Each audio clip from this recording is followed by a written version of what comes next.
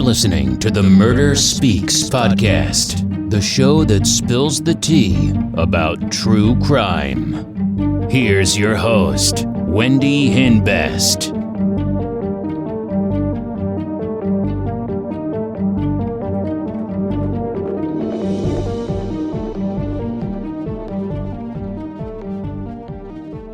Hey, welcome back. So I hope everybody's staying safe out there.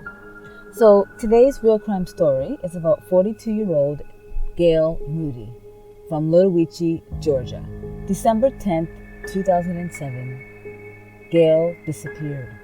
There was a flurry of activity at a local residence today as investigators from the GVI and the Long County Sheriff's Office executed a search warrant in connection with the Gail Moody investigation.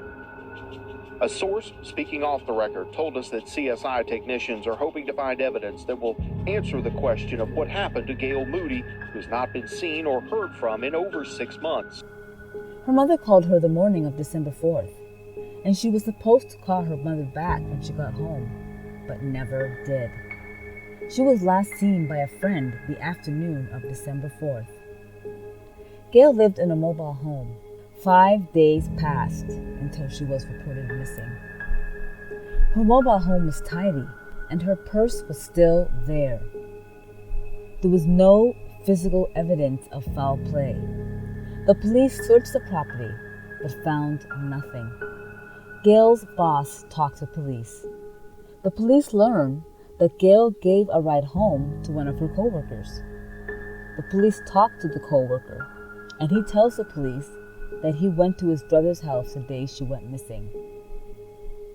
Then the police get a phone call from Gail's friend, and she tells the police that she talked to Gail after she dropped off the coworker. So that proved the coworker had nothing to do with Gail's disappearance. Gail's marriage went bad. In May 2006, she moved out of the house and she planned to file for divorce.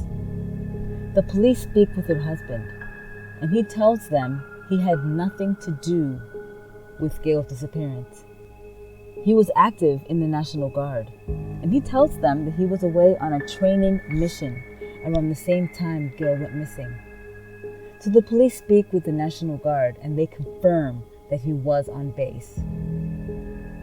August 2008, 8 months after Gail goes missing, a former cellmate tells another cellmate that he was responsible for killing Gail. And he was out on December 4th when Gail went missing. Apparently he was working on her trailer, and he told people he raped and killed her. He was supposed to go to the station and talk to the police, but never showed up. So the police find out where he works and go and talk to him there. He tells police he hardly knew her, and the police knew he was lying. Apparently, he videotaped women while having sex with them, but they didn't know that. They searched his house, but found nothing. He bragged to a friend that the police did not find anything and would not find anything. Eventually, though, the police realized that he's lying to everybody. The only reason I could think of that why that he would do this would be to boost his street cred as far as instilling fear in other people. Now they were at a dead end. 3 years later, another woman vanishes by the name of Lori Arrowwood. She knew Gail, and they both went missing.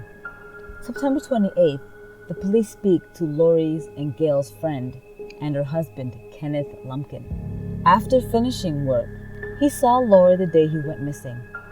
He went to her house to do repairs. After finishing the work, they went for a drive. He tells police that he threw her out of the car, and he takes the police to where he left her.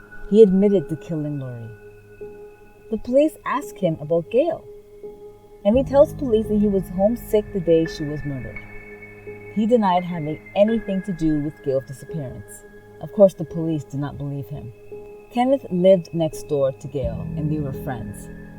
In September 2010, Lumpkin was arrested for the murder of Lori Arrowwood.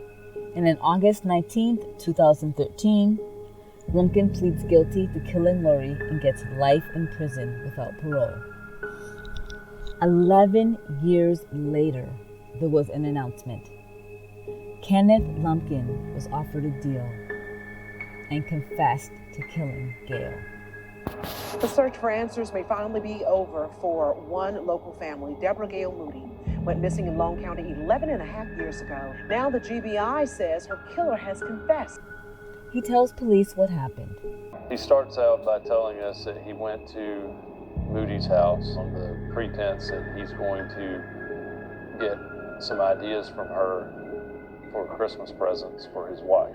And what he told me, basically, what he described as an angel on one shoulder and a devil on the other. And he said, I was thinking bad thoughts. And he said, I did it. He went to Gail's house. He attempted to sexually assault her, but couldn't get it up.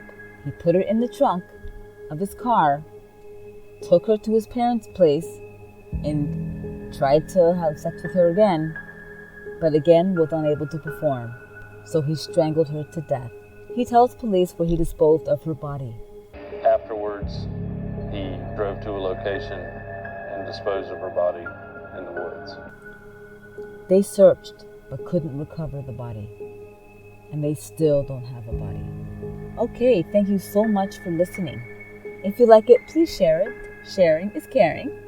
And if you are a true crime addict like me, check out my store, crystalkiss.com. That's Crystal with a K, for some murder merch.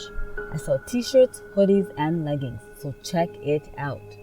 Use discount code MURDER15, that's MURDER15, at checkout and save 15% off your entire order. Thanks so much for listening. Don't forget to subscribe.